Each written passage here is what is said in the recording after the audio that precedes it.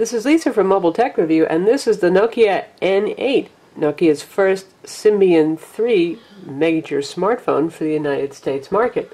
This is sold unlocked, which means without a contract, so it's going to cost you $549.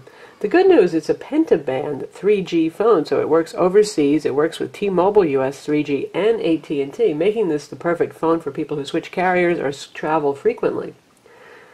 The phone has a 3.7-inch display. It's running at Nokia's usual high-end, slightly unusual resolution of 640 by 360 pixels, which is pretty widescreen, obviously. You can see it has an accelerometer here. This is the 3-page home screen, which reminds us a little bit of the Nokia N900. In fact, lots about this does, and that's a good thing. It's optimized for touch, for example, whereas Symbian S60 5th edition was really just a glom of touchscreen features added on top of regular Symbian of old, and it didn't work very well with touch.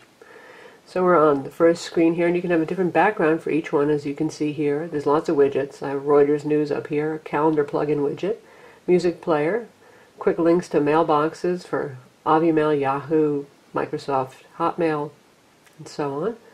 And another screen here with even more widgets, which we're going to take a look at in greater detail. We'll look at them in landscape mode here. You've got link to E! Entertainment Network, National Geographic, CNN, and movie teasers. Go back to this mode here. This is a touchscreen phone. There is no hardware keyboard in this model. Nokia does have models that do have that. We have front-facing camera here and the real showstopper, which is the 12-megapixel autofocus camera with Carl Zeiss lens and very large flash on the back, making this not just the highest megapixel rated camera phone that's available in the US, but really does take the best pictures. To accommodate the lens, you can see it does stick out over here. And in general, the phone has a unique design. It's kind of torpedo-like. You either like it or you don't like it, I suppose. It's not exactly my favorite phone design in terms of aesthetics, but it's solidly built, and it's an aluminum casing. It's a well-made phone, certainly. So you've got squared-off ends at the top and the bottom. This is your HDMI port, and an adapter is included, and these are the usual fiddly, hard-to-pull-off kind of things. So you've got a micro HDMI port there. There's a 3.5mm stereo headphone jack, power button. On the sides here, this is where your micro SD card slot goes, and your SIM card. Micro USB port right here. Notice there is no way to get to the battery. And on this side we've got the large camera button. You can press that to launch the camera app, and then halfway press to focus, and then press all the way to shoot. This is your screen lock, unlock, and the very large volume keys. And one more thing down here, we've got this button, which is really your application key. You press that to bring up your palette of applications. You can press it again to just go back to the home screen when you're in any application. As you'll notice here, Symbian version 3 looks a lot like the Symbian of old. In terms of the icon styles are very similar. It's something you can feel at home with, even though it's a big leap forward for the Symbian operating system. It's not going to seem unfamiliar.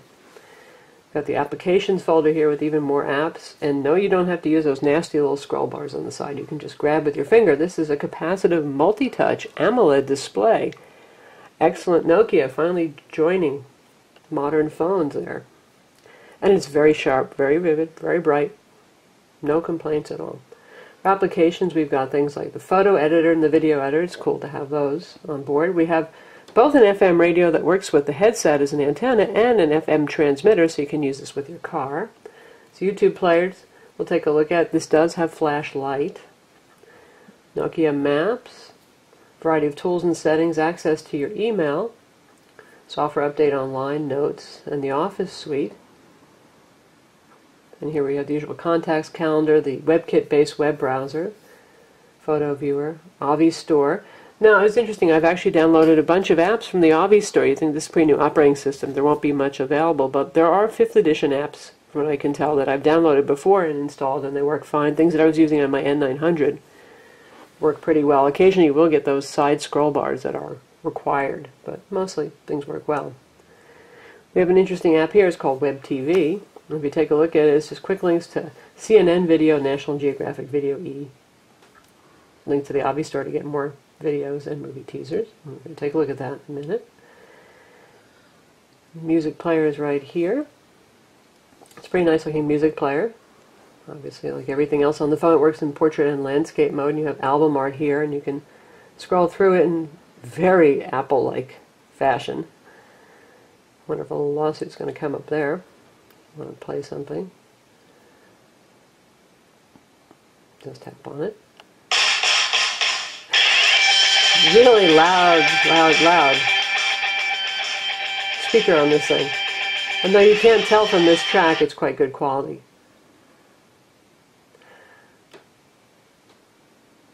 And again, you can hit that button just to get out of there, or you can actually manually exit an application if you want to manage memory. This has 256 megs of RAM, which doesn't sound like a super lot by modern-day smartphone standards.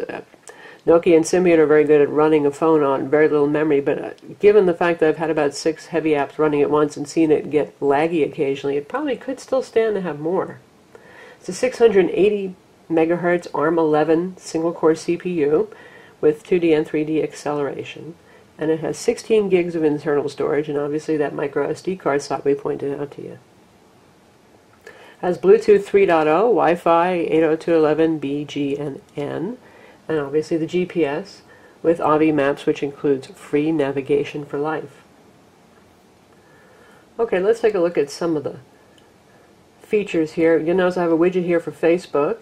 I tap on that. Here is the Facebook application that comes with the unit, which looks like most Facebook applications you've seen that are full-featured. It's quite good. Loads images, you can tap on links, all that kind of thing. You can take a look at your calendar, look at invites, and other things. And you can integrate other social networking with the phone as well, with and without widgets. Here we have shortcuts. These are the ones that are here by default. You can, of course, edit your home screen, but you've got shortcuts to making calls, your contacts, Avi Store, Nokia Maps. This is a wizard to help you set up your email and various other things, the web browser, the photo viewer, and email. Let's take a look at that web browser. And there are a bunch of bookmarks, and we bookmarked our own site, so we'll tap on that. And you'll have the quick navigation stuff over here that disappears once the page is loaded and rendered. Right now we're using a T-Mobile SIM, so this is over T-Mobile's 3G network in the United States. It works just as well with an AT&T SIM. Once the page is loaded, you can scroll around, zoom, pinch in and out. Again, it's not quite as fast as the iPhone or an Android phone. We'd like to see a couple of updates here to maybe improve this a bit more. The rendering itself is quite beautiful. And you can see we've even got flash ads running on the page without a problem. Scrolling speed is good. It's not super zippy kind of inertia scrolling. Again, I'd like to see some updates to improve this further. We've seen this before on Nokia phones. You've got the little arrow keys, and that brings up that side navigation. So over here you can tell it to go to a new URL or do a Google search. You can pick whether you want Bing or Google to be your default search provider, and you'll automatically get a search box whenever you put that up. You tap that, you get your full set of functions. Again, that's a lot like the N900. You can go to RSS feeds, settings, find keywords, reload the page, save a bookmark, send the URL, exit the browser, and stuff. And then here's a bookmark function again. So here we are on one of our review pages. This is with Samsung Fascinate on Verizon. You can say that all sorts of advanced HTML things like tweet buttons and Facebook buttons work just fine on this. And since the phone does have flashlight, we're going to take a look at flashlight. We have a YouTube video embedded here, and you can see it right here. Doesn't quite fit in the screen really very well, though. We hit the play button and play, hopefully, the flash version of the video versus the mobile one. This could be a lot faster, and I find it's sometimes a little bit bulky, but there it goes. This is Lisa from Mobile Tech Review, and this is the That's pretty good, actually. Here's the on-screen keyboard. It works really very well. And you can do like so to drag over the entire thing and type over it if you want to. And if you put it in portrait mode, it switches to a T9 style keyboard. When you're done entering a field, you just hit the green check mark. Now we'll take a quick look at the contacts. You can see I've only created one contact here. Instead of my picture, we've got a nice picture of a boat that was available to select from. This is what the contacts looks like. Similar to other smartphones, you've got just about every field in the world you can put in here, just like Outlook.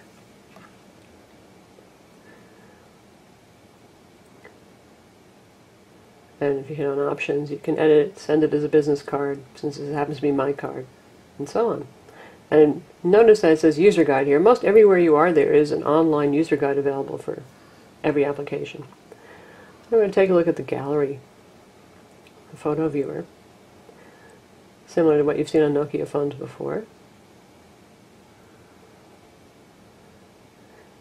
And this was once a beta application. It's pretty cool, really. A scrollable list of images.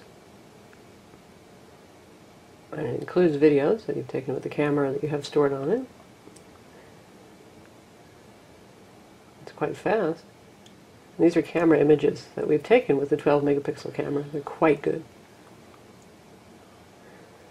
The camera can also shoot 720p video.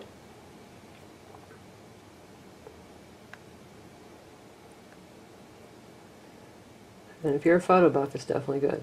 We'll just play a little bit of this video that we shot with the camera. Here we are testing the Nokia N8. And I did not have image stabilization turned on at the time, so you see some jerkiness in it because I was walking while taking this video. Stabilization is very effective to prevent that kind of bouncing around. Next, we're going to take a look at the video playback capabilities. I have some very high quality videos on this. I'll check one out.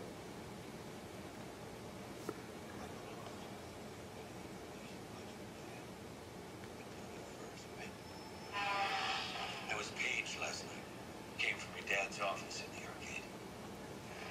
So, the number's been disconnected for 20 years. Sounds very full, and volume is pretty good. One of the fascinating things about working on this film is just the story. Frame rates are obviously good, and videos in sync with audio too. Pretty good for a 680 megahertz CPU. Jeff, he's playing my father, and I'm put through this whole arduous. Next, we're going to take a look at Nokia's AVI maps.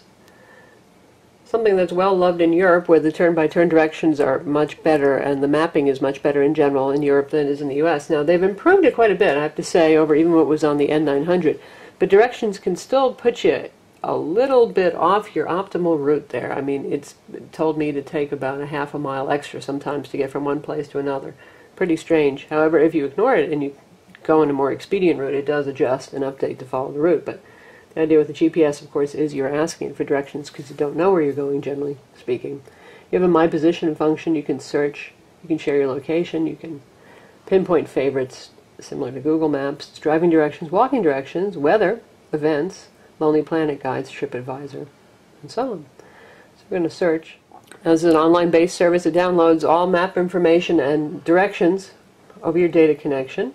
So I've just searched for Starbucks. I'll pick one. And here's the map view, and you can see it has a nice POI location there with a little coffee cup for coffee. And you can search for all sorts of POIs. It'll indicate them on the map. For example, we've got a supermarket here. It's got a little apple on it, and auto repair places will have a wrench. And there is no zooming by pinch zooming, but you can use on-screen controls to zoom in if you wish. One thing to note with the Nokia is if you have a bunch of applications running and starting to slow down, or you just want to switch between them quickly, you just press and hold this button right here, down here, and you can switch through everything that you've got running. And there are handy shortcuts on the home screen to change various things. For example, you can tap up here by the Wi-Fi indicator and it says Wi-Fi access points have been found. You don't actually have to go wandering through settings.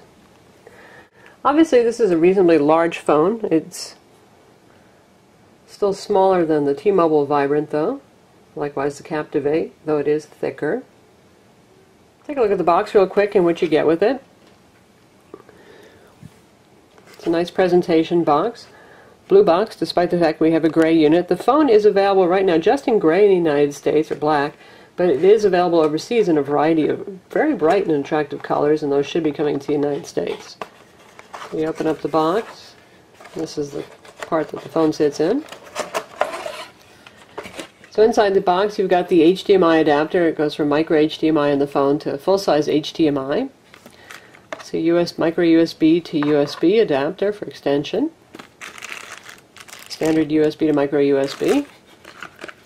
And the Nokia barrel-style charger. This happens to be the Euro one that we have, the Euro charger, but you would get US prongs on your phone. And the Nokia stereo headset with ear gels. When the phone screen is locked, this is the screen that you see. And you simply wake it up by doing that, and there's an on-screen unlock as well. There's a lot more features to the phone, so visit our website to read the full review. And this is the Nokia N8 Symbian 3 smartphone. I'm Lisa from Mobile Tech Review.